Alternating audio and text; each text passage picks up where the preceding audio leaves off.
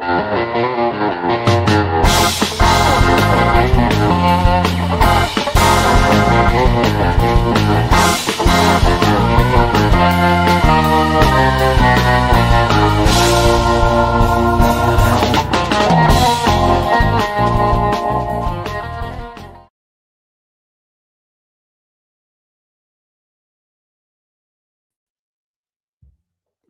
I do my whole cold open with me off stage? I don't even think I was on stage. I think I just played the intro music, didn't I?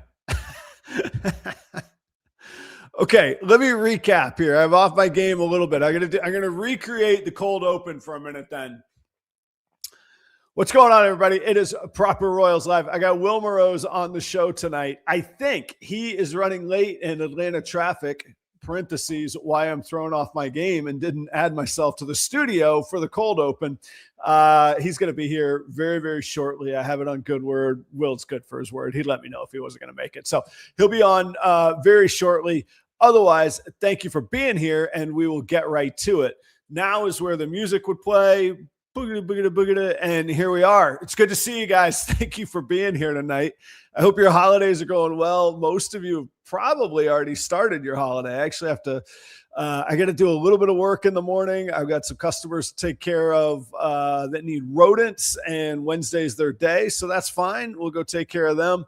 And by noon, I will be on the Christmas holiday break, and I will be, I don't know, maybe I'll like slip into some like elf PJs or something. I don't know.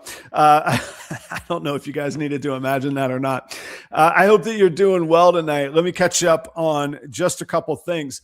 First, tomorrow morning is going to be a special episode of Proper Cup of Joe because it's normally on Thursday mornings, and this year Christmas is on Thursday and New Year's Day is on Thursday, neither of which are good days for Proper Cup of Joe. So tomorrow morning, we're moving them both to Wednesday. So Christmas Eve and New Year's Eve morning is when we'll be doing these. And tomorrow morning is our annual airing of grievances. Today is Happy Festivus to all of you celebrating. You gather around the pole, have some feats of strength, air your grievances with each other.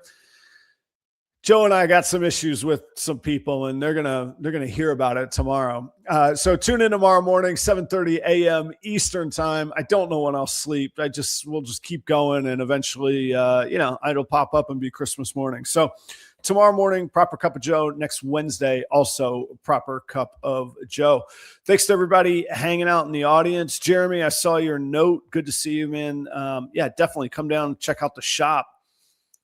Third Coast Constrictors, good to see you. I don't know if you're new around here. I know you're probably not new like in general around, but like on the show. So thanks for being here. I don't recognize the name. I apologize if I've missed you.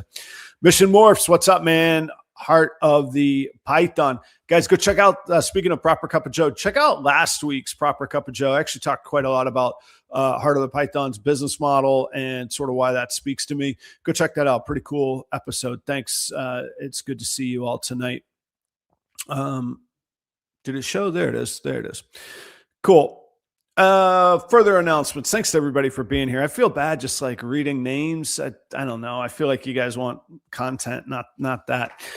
Next week, Proper Royals Live. I'm going to try something I've never tried before. We're going to do total like open line public group chat. You got to message me for the link. I will create the link for the show. You message me. You want to come hang out. I'll see you pop up in the green room, and you come hang out for a minute or two, join a chat, and I'll just rotate a bunch of people in and out. Who knows who will get to show up? I'll put out some special invites, maybe get a chance to ask some of the mentors or the people that you look up to in the industry some questions. But it's right in the middle of the holidays. It's in between Christmas and New Year's. Everybody's coming and going. Let's just hang out and see where the night goes. If we got topics we want to get to, I'll get some conversation starters, but you guys could definitely throw them out. But next week will be like a old school radio talk show, open line Friday, except it'll be on an open line Tuesday night. I was thinking of making up a fake phone number, but like, what if that phone number actually exists, kind of thing. So we'll, I don't know. There's no phone number. You'll have the link. You have to come to the link. It'll be in StreamYard, and you can come hang out, and we'll do a show that way. It'll be for the audience, by the audience. There we go. Last night, if you didn't get a chance to go check out the Fat Man Nation channel, 15 Minutes of Lame debates were last night. The 2025 15 Minutes of Lame champion will be crowned on Christmas Day. That morning, the judges will have made their decisions, submitted them to Chris. Chris will make the announcement. And of course, the winner will receive the belt for they will hold it for 2026. It'll be the winning 2025. But if you want to get to know the contestants, go check out the debates last night. I was lucky enough to be invited to host those with Alicia from Herp and Harbins. Had a little bit of fun. If you like to see a little different side of Adam, you can see, my evil twin in my suit blazer and bow tie on Chris Eaton Fat Man Nation channel.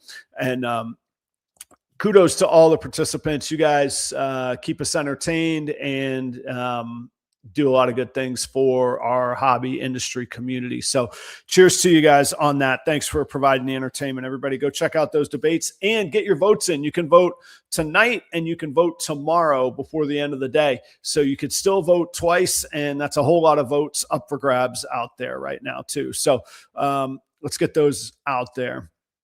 If you're just joining, Will Moroz is on his way. He is stuck in traffic in Atlanta.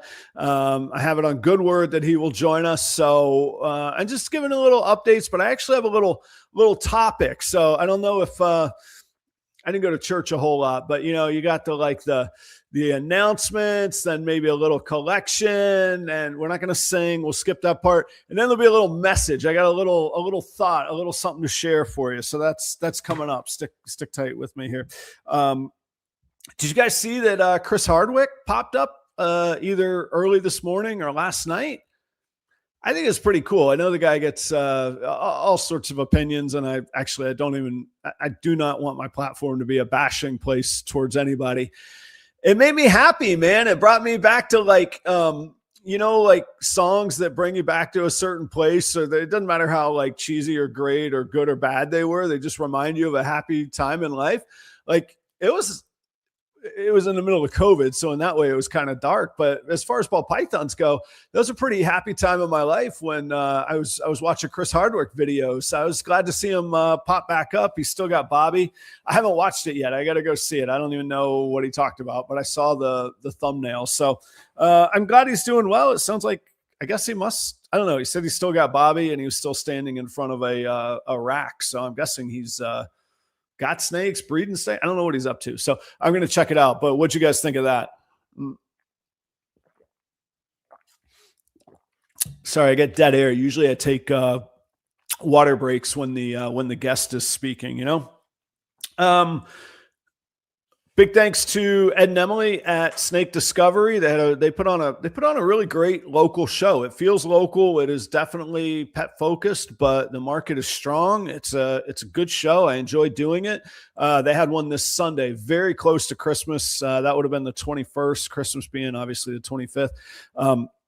It was a great show. I had a good time and met a lot of cool people, got snakes into new families and new owners' hands, made some money.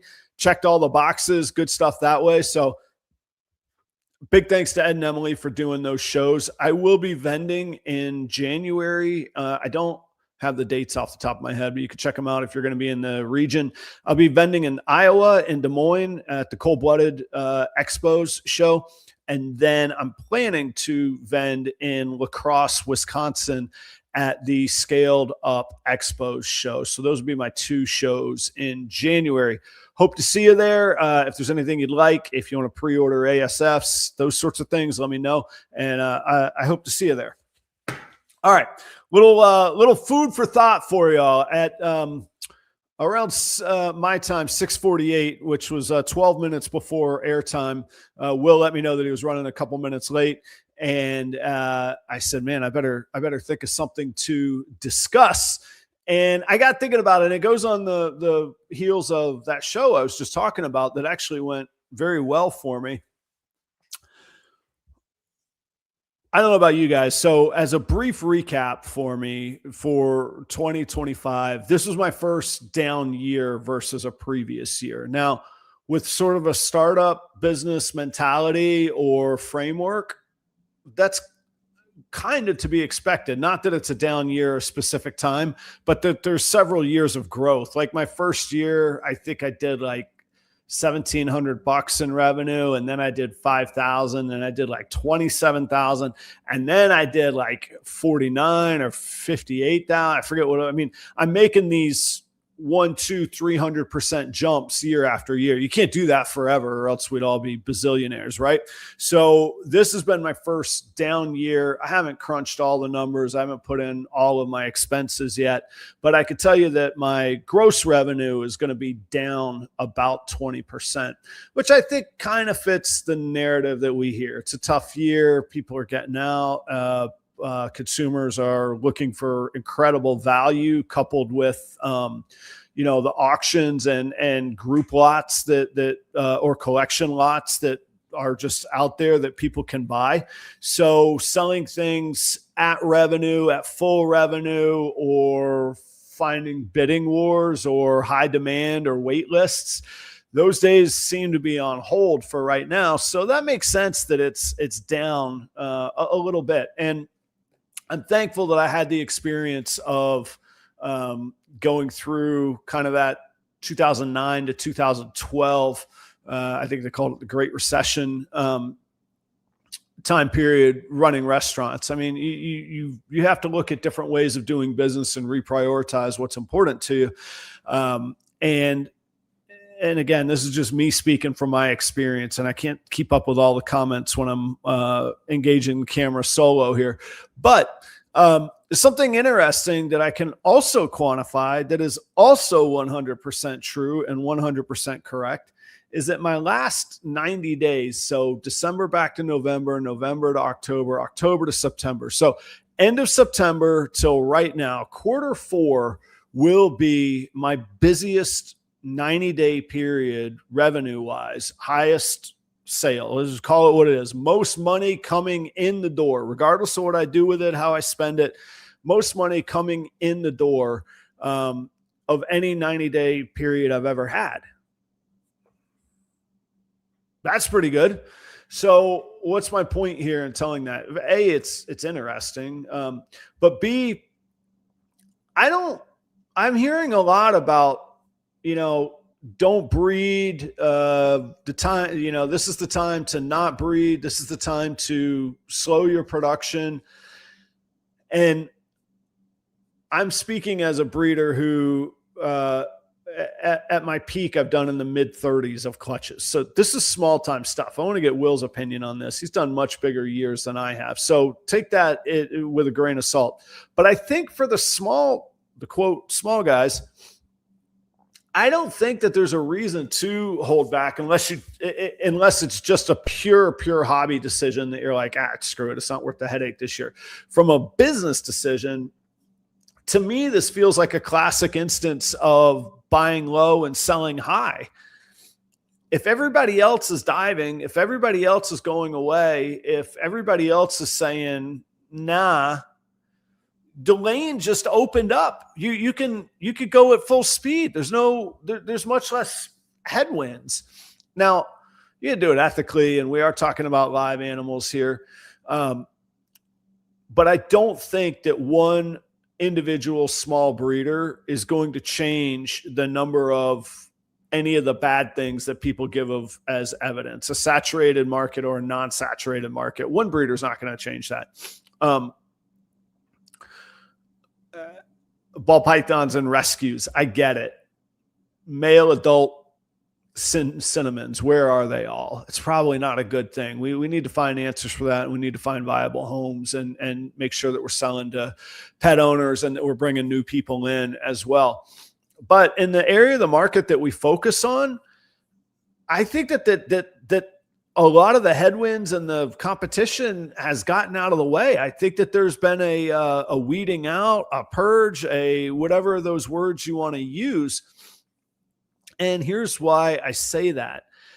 I'm using a very small sample size of my own experience in northern Midwest regional shows, I don't see as many ball python breeders either going to the shows or breeding and producing at all.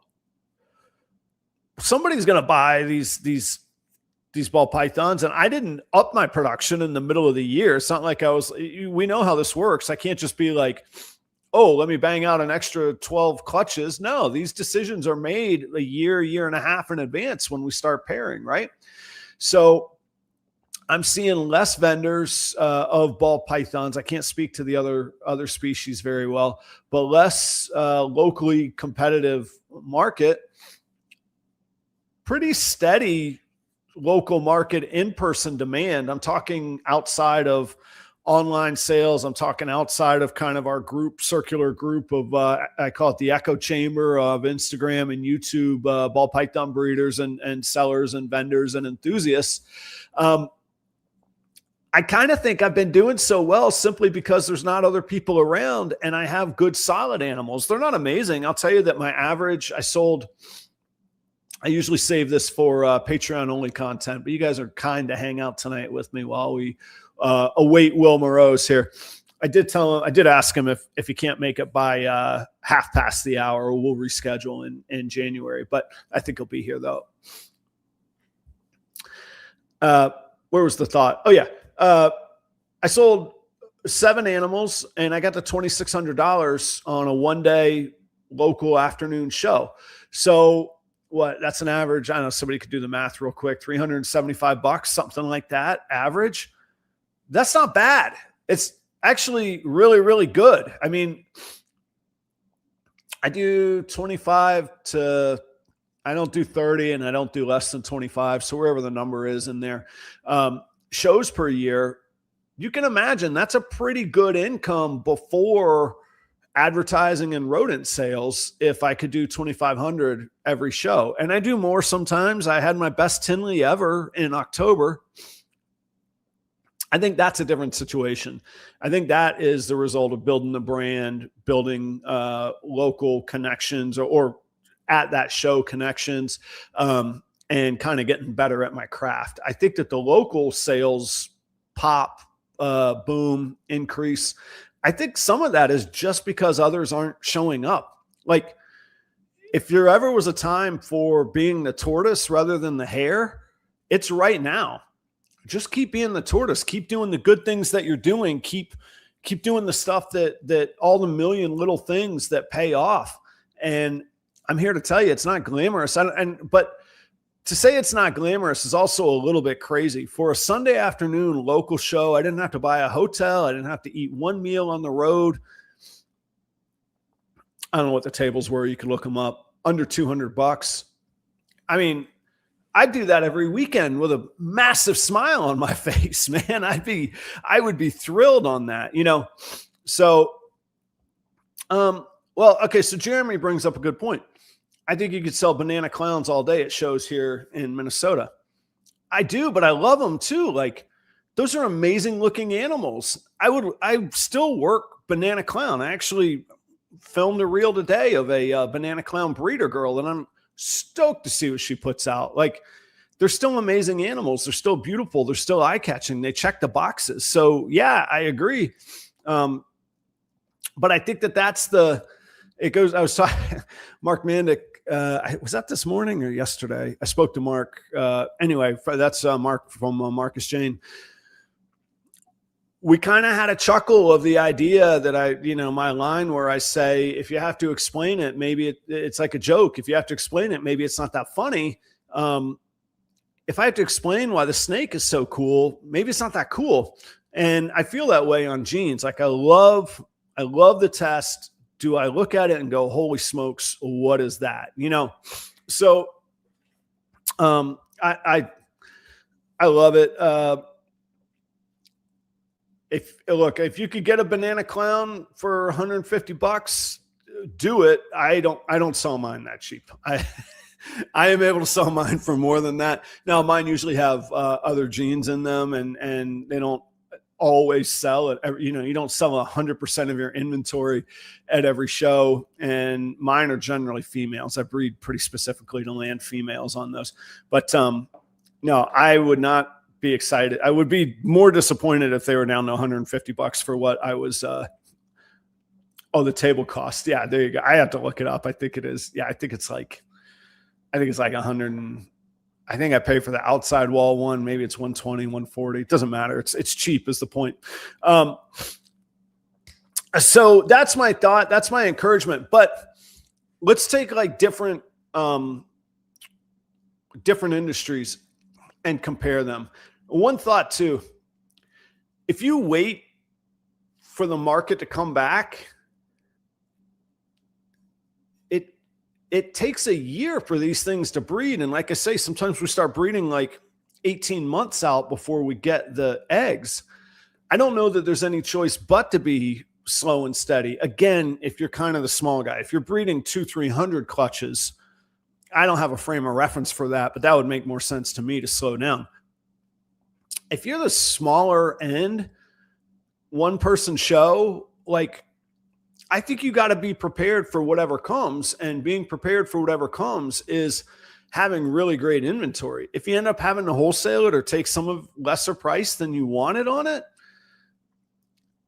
if you produce your own rodents or you could get them at a fair price and your numbers make sense, I just don't feel like it's a time to pull back myself. I think it's a time of really great opportunity. Plus, there are bangers out there that you can acquire that are really going to push your opportunities forward. This is not about taking advantage of people in tough times. However, there's always great opportunity in tough times. And the more resources you have, i.e. cash, or the more risk you're willing to take, or the more creative you're willing to get to be able to acquire these animals, then the better off you're going to be able to do. So other industries, I'll take, I bought my very first house I bought in 2008, starter home in Jacksonville, Florida. And then the market fell out immediately. Like the value that I quote lost, I say quote lost because nothing really changed. I had my house, I had the same mortgage payments, and I was lucky I still kept my job. Nothing really changed. I hadn't really lost anything except my net worth and the value of the home, if I did need to sell it, fell by like 40 or 50%. At the same time, this lovely woman named Kelly and I were getting pretty serious, and we decided we were going to move in together, and she did not like where I lived, not one bit. So the idea had been to sell the house, take the money, and start a little life together. We couldn't afford to sell it because I didn't have 40 or 50 grand to lose selling that house. And I don't have that now to lose, and I wouldn't lose it now. I'm not in the business of losing that kind of money. So the analogy I'm making is I had to get creative. I had to figure out how to rent the house. And what I ended up doing was, in that case, yeah, I did. I priced it as the cheapest one in the market. It still paid the mortgage, so I didn't have to worry about losing the house. And all those years later, in 2023, that was the house that Kelly and I sold to fund the move here to Minnesota, which eventually funded this house and that car wash. What I'm saying is hunker down and look longer than just what's right around the corner. These snakes live for a long time. If it's a banger now, it's still going to be, I know that we advance, but there are some things like a multi-gene clown visual with another het on top is still going to be amazing. A triple het, triples are still not going to be easy to make 3, 5, 8, 10 years from now. And the same thing if you want to look at quads or whatever. So, I mean, if you've got supers, allelic combos, double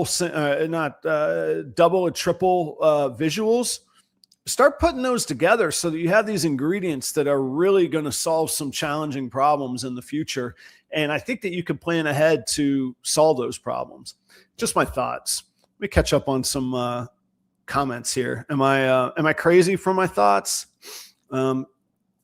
Yeah, you could still sell year-old snakes too. That's the other thing. Like people do like little snakes.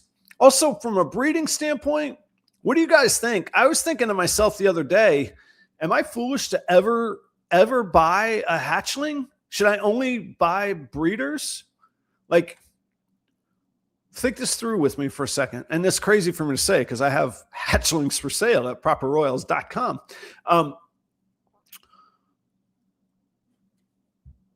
The prices drop. If you buy a hatchling and it's a female, it's going to be 2 to 3 years before it's ready. It's going to be cheaper when you buy it in the future. Now it's going to grow up and be bigger, so that could add to the price. But then there's like that weird middle ground, like the 1-year-old where the breeder is annoyed to still have the snake, but it's not big enough to give them hope that it'll be its own breeder one day.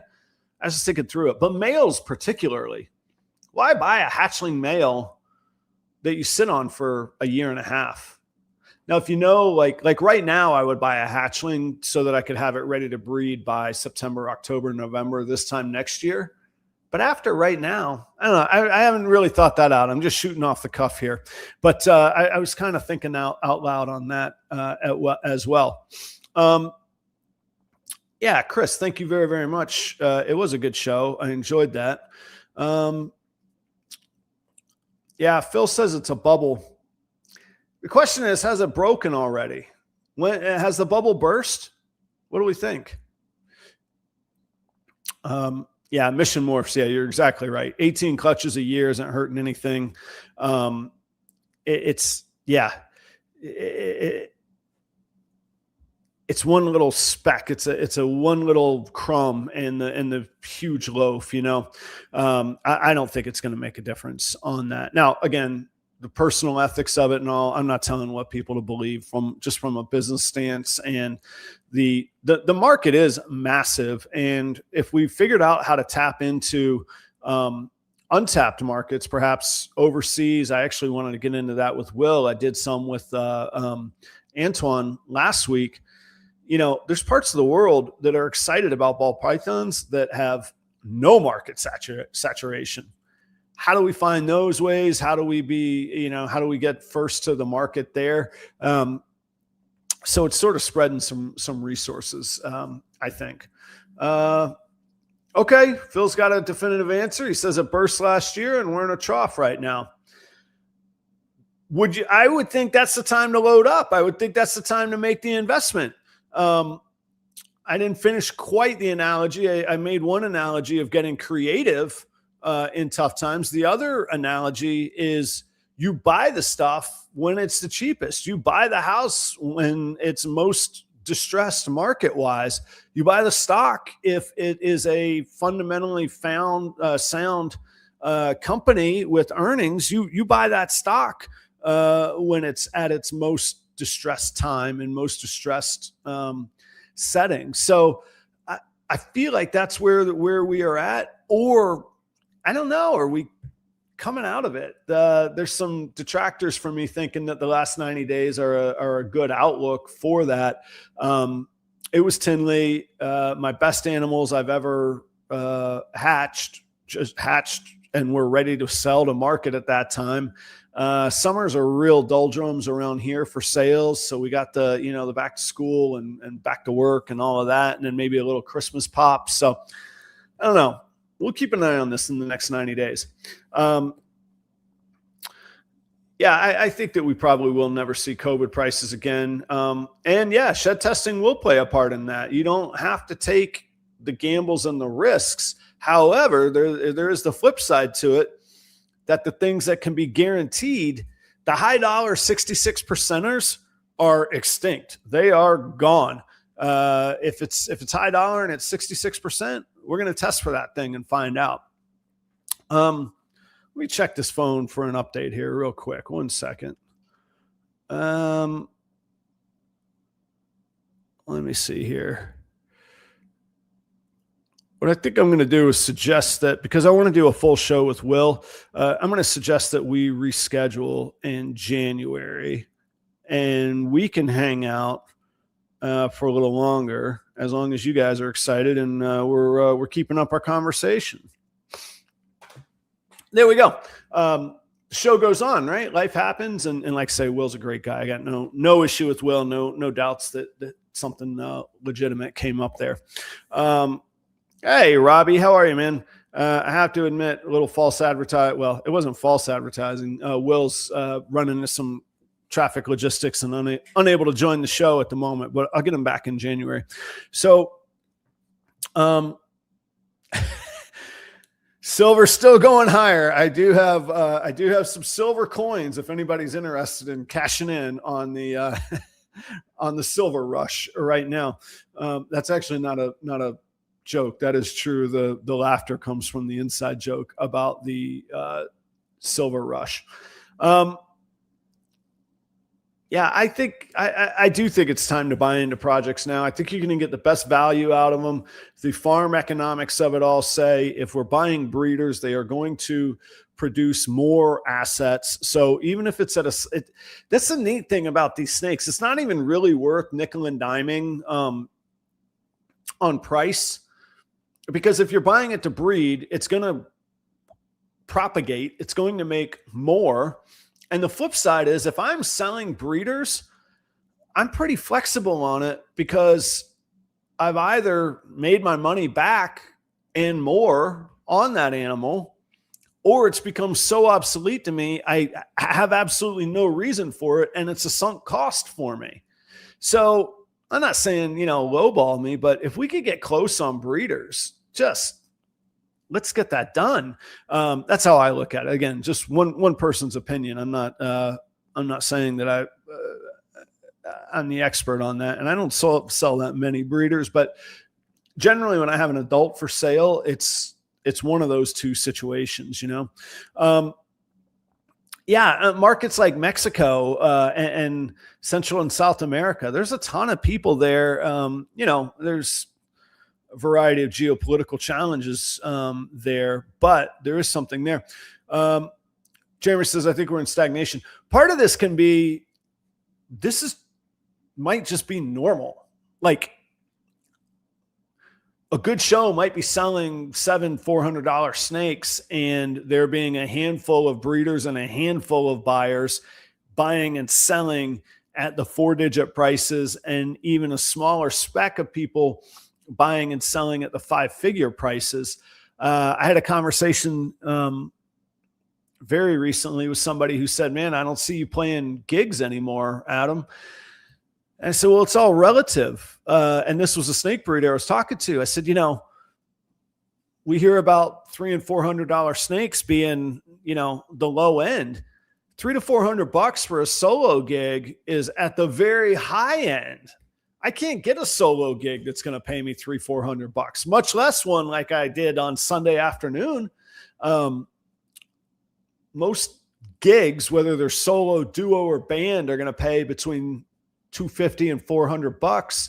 And for me to put on my best show, I usually have to have one other musician playing with me. So that gets split in half. We hope that there's tips. And then most bars these days will give you a tab of like $25 a person, but then they sell $8 beers. So if you want to have a sandwich or dinner, you better figure it out somewhere else. Oh, we got Will entered in here. Now we got a sticky situation. What do we do? We'll bring on Will. So that's all food for thought. Thanks for the active conversation. Let me get with Will here. We'll game plan here in person transparently, because you guys have hung out for a little bit. Let's see what's going on. Will, how are you, man? What's going on, buddy? Not too much. Would you ever play the game Would You Rather when you were a kid in Canada? Did that ever come up? I think so. Maybe. Would you rather do a little bit of a shortened show tonight, or would you rather reschedule, do a full show to kick off in January sometime in the next 2-3 weeks? What would you rather? Well, here's really what I'm thinking. I had a little segment tonight that was really just kind of a goofball segment about Atlanta and what you're discovering living in the States that has nothing to do with snakes. And then in January, let's do a full show of what 2026 looks like for you, if you're up for that, man. Sure, let's do that. Is that cool? Yeah. All right. That doesn't make me sound ungrateful or No, you're unappreciative good, bro. You're good. or anything, does it? No, you're fine. You're good. Okay. All right, cool. First up, did you get home safe? Everything cool? Yeah. Oh, that was all good that way. Yeah. Okay. All Yeah, right. we're fine. Okay, cool. Good, man. So for those people that don't know, give and I should say, you did an episode with Mike on herp collectors within the past 2 weeks, recaps the story of you coming to the States, the relocation from Toronto, the new facility, how that all came to be. So people could check that out, but give us like the elevator 2-minute version of what you've been up to in the past, 60 days. The past 60 days been a lot of I'm here for a month now, so I've been here for 30 days. I can give you those 30 days. The 30 days before that was just, stress city, like making sure everything was packed up, making sure the truck was booked, making sure, there was that government shutdown, so our permits weren't coming in, and there was a lot of that stuff going on. That was just like, so much unknown. Yeah, you're just a purgatory, huh? You can't because you can't you literally can't go. You can't sneak a box truck of snakes across the border. It's not going to happen. So it wasn't the I could fly, but I couldn't bring the snakes. Right. I could drive down. That was fine. But I was waiting for the last permit from U.S. Fish and Wildlife, and because they're government service, they were behind, and all that fun stuff. The last 30 days has been even more fun. That's just been getting rats going, figuring out just all the nuances of the United States. What's like the craziest like cultural thing that you didn't realize now that you're here on a 30-day stretch and you're living here? Everybody is so polite. So what? Yeah. Yes. People say Canadians are nice. Not even close. Not even close. Not even like it's not even. It's honestly it's not even remotely close. Everybody, like everyone I meet out and about, everyone's polite. Everyone's just really nice. Like just nice. Good, man. Southern hospitality thing. I don't know. It's it's great, dude. I love it. It's been great. Good for you, man. I've had to show my ID to buy booze or buy smokes or whatever. Right. They're kind of looking at it like, what state is this? And and I keep saying like, oh, it's the Canadian ID, and then the conversation starts. Everyone's like, oh, welcome to the States, blah blah. Welcome to Georgia. This is awesome to have you here, blah, blah. Like it's just been like a lot of that, which has been really fun. They probably think you're a breath of fresh air of somebody that's not going to be an ass to them. So they're let me give this guy a hug.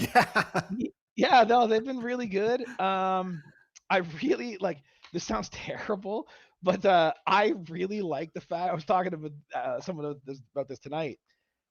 I love the fact. So in Canada, when you go to the grocery store, you have to bring your own bags. Okay. You bring your own those nylon bags. Sure. Yeah. And I get the whole environmental, the whole environmental thing, but they here they don't give a shit, bro. Like you go to Target, they'll put one thing in it and just take another one, just another thing, take another. Oh yeah, you can have all the bags you want, man.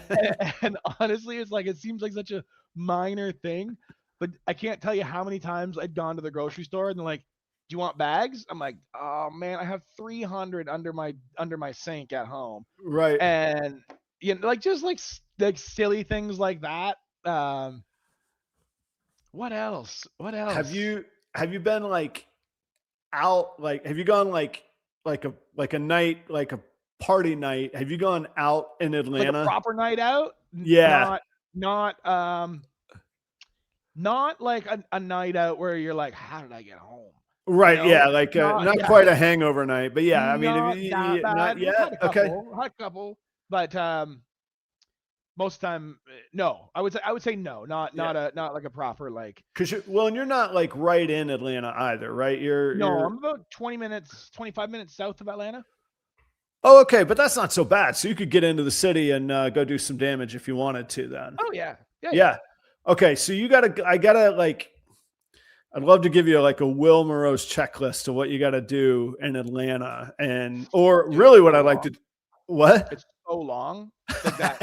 I have a list of stuff that's just like, it's great. Like so many restaurants to go to, so many Yeah, things to go see. Like even just within Georgia, like Atlanta aside, like just the like waterfall stuff, all the like. I want sure. to go to Savannah and see all that. I want Uh, to like. There's just so much that I want to do. Like I don't even have my social yet.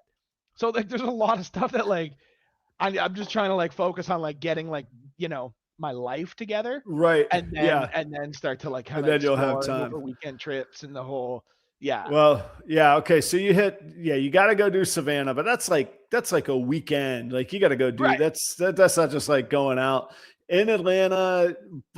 Plan one night. If you're making some bad decisions, there's a club there called the Claremont. You got to go to the Claremont, and Yep. I'm just gonna leave it be there. I know And what this is. here's what I would say: you got to get to the Claremont between like 11 p.m. and midnight. If you go Okay. earlier, you're going to be like, this is a dud.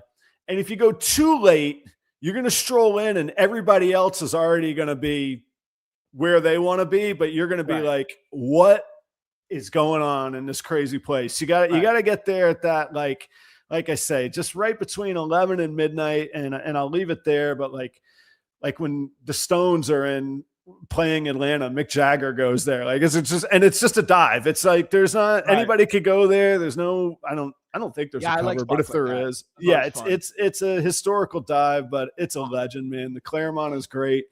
Go check out Laughing Skull Comedy Club. That's a really iconic Okay. club there. And then if you get a chance to see a live, I don't know if you like going to live concerts, music shows, but the Tabernacle is probably my favorite venue. And I mean, it's a big club, but it's not an arena or a stadium.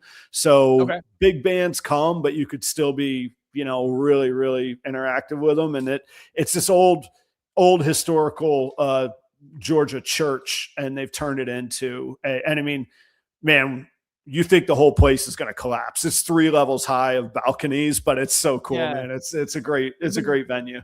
We've been doing so obviously with Bob being close by, Yeah. I'll pick him up every like Tuesday and we should go ship out. Okay. So it's been like normally you can just get him to pick up from the house, right? And drop off. We're like, yeah, let's go we'll take his stuff to the hub Yeah. and go drop stuff off. And it's an excuse to get out of the house. And every Tuesday we go and find a new spot to go eat. Yeah. Okay. And so we've been like bouncing around different spots. We went to like this Michelin star or a Michelin rated sandwich shop. Actually, Bob didn't go that one. I went with Daniel, but it was like amazing Yeah. sandwich. Like I had a Philly cheesesteak, and I was just like, dude, this is pretty fucking good. yeah. I like the one thing that Atlanta has a lot of things, but one of the things I like about Atlanta too is they have the late night diners. So after the bars close, Okay. then you go refresh at like the Greek diner or whatever. You either get the super late night breakfast or bagel and lox or whatever, and Yeah, I haven't had too many late nights in Atlanta quite yet. Gotcha.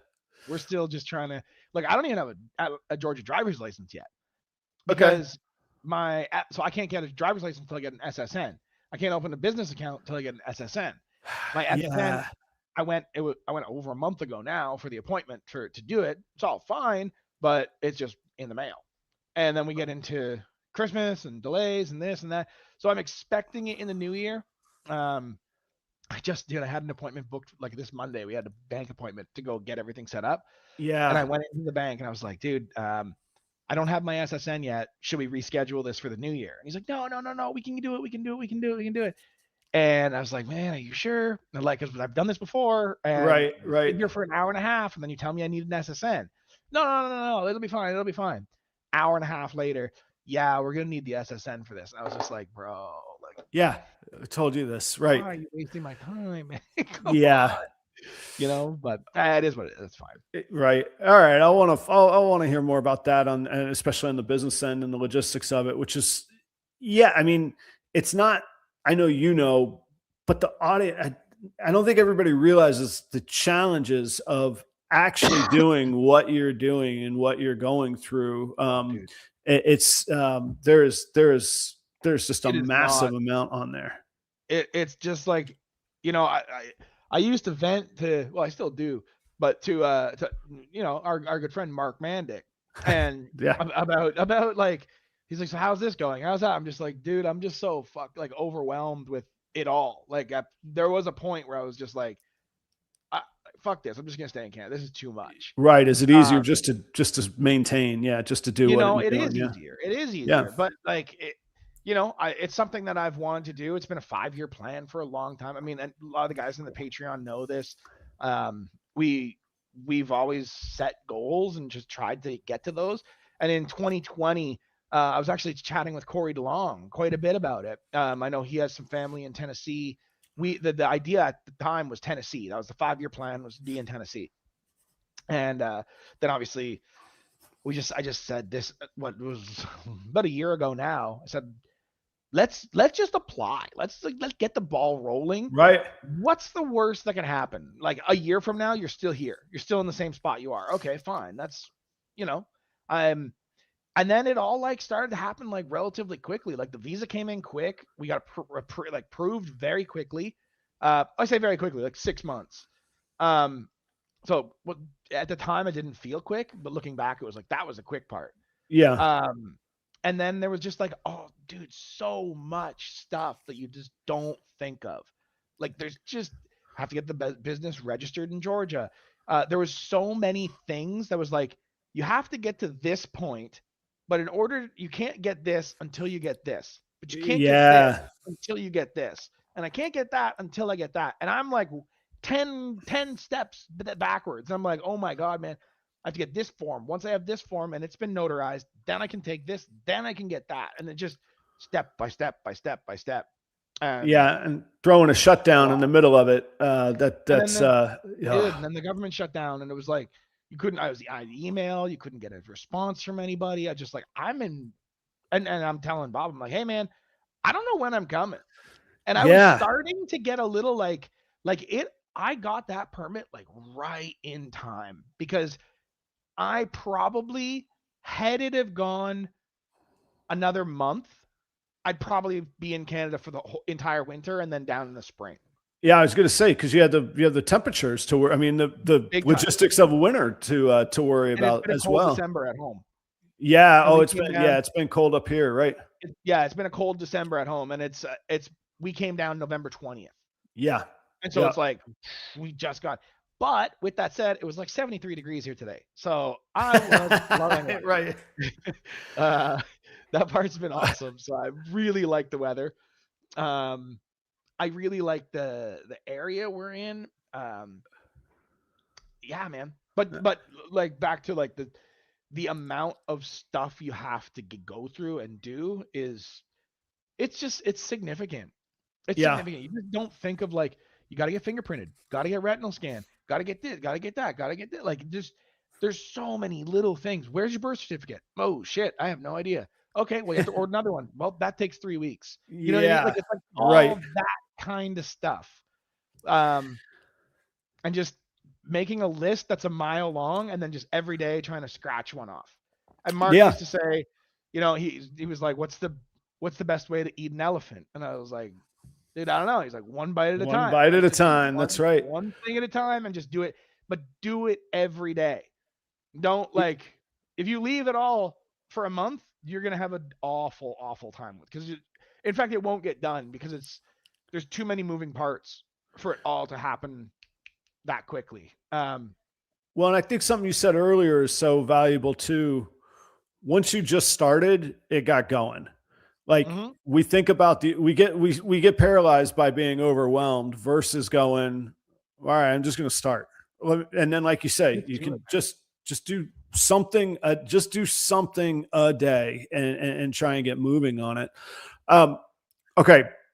Before we get too far into a full-fledged episode, because this is getting close to it there. The last cultural icon of the American South that I have to ask about. Yeah. Have you been to a Waffle House yet? No, not yet. Oh, dude, you gotta go. I've seen lots of them though. They're everywhere. Yeah, you have zero excuse not to go, other than just choosing not to. You've got to go to Waffle House, man. I mean, it's just, I don't know. It just doesn't sound all that appealing. Well, I do want to like. I've seen lots of like the World Star clips where like people getting like fist fights in the Waffle House. I'm like, oh, I want to be there for that. It is a spectator sport, man. But I don't know if you're into this kind of nerdy stuff or not. But like, I love seeing how operations work. To this day, Waffle House doesn't use kitchen printers. Everything is done in code. So like, just sitting at the bar and figuring out how they don't screw up 60 orders of eggs 99 different ways.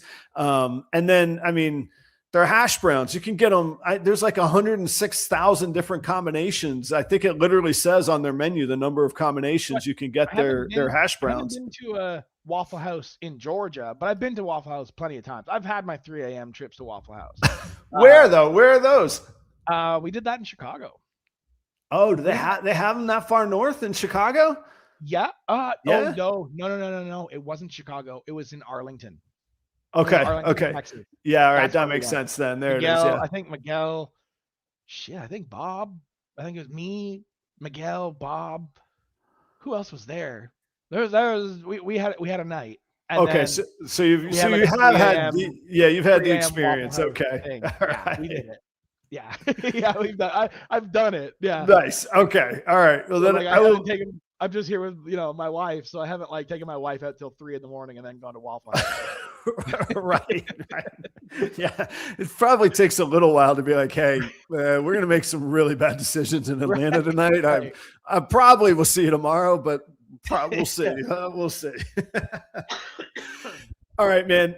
Is that cool? In January, we'll do a full on just ball python episode. Late, no, it's okay, man. It's a bit more of a thing here than it is back on my country roads at home.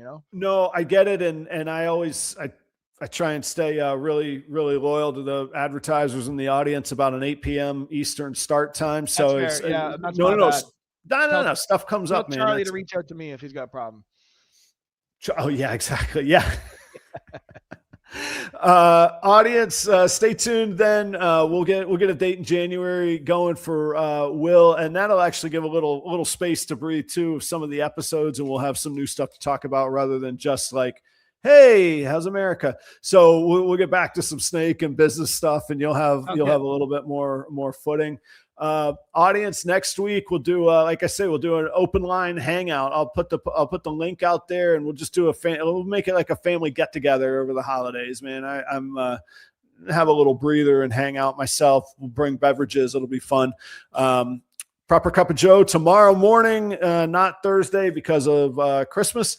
And I'll see you guys then. Will, I hope you're gonna have you Christmas in America. You flying home? What are you doing for the holidays, man? Christmas in America, man. First one. Okay. And your wife's there with you though?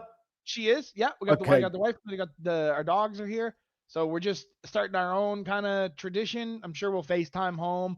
My mother-in-law, my wife's mother is coming down on Boxing Day. Okay. Nobody here knows what that is. So we got to. Okay. The 26th. 26th. Okay. Yeah. I was going to say January 1st. No, that's New Year. Okay. What is it? Yeah. She's coming down for a week. So that'll be fun. But yeah, man, I hope everybody in the chat, yourself, Adam, I hope you have a great Christmas. Thank you so much. Thank you. I hope everyone has a safe Christmas and also New Year's as well. Maybe that'll be my 3 a.m. Waffle House and New Year's. If you're going to do a night at Waffle House, that's the one. Year's Waffle House. Yeah. I'll kick off 2026 in a Waffle House, buddy. Nice. Hey, person to person, face to face. Thank you so much for your help on that snake too, guys. If you order something from Will, and matter of fact, this wasn't even ordered from Will. This was a long convoluted story. We'll tell that later. Thank you so much for your help. He got here safe in the cold. He was primo. It was good, healthy, beautiful snake. Thank you very much for your help. Will. I appreciate you. In the cold, huh? Yeah. Hey, I needed him for. I mean. That boy, he's already had about 6 meals and a couple of locks, man. He is doing great. He's loving life. He's living the Club Med up here, man. So he's good. Everything went well. Yeah. Yeah, it was great. Will, thank you so much, man. And do you have 2 seconds in the green room? We can. Do you want me to just text your calendar? You got to hang out in the green room for just a second. Whatever. Okay. All right. Audience, thanks for rolling with me. I had fun hanging out with you solo, a little fun with Will, and we'll do a full episode. Make sure you check out the sponsors. Sponsors, I get you back. We'll do whatever. We got, we'll make sure that you're covered. Okay. Thanks very much, everybody. See you tomorrow morning, bright and early, and then next Tuesday night. Cheers, guys.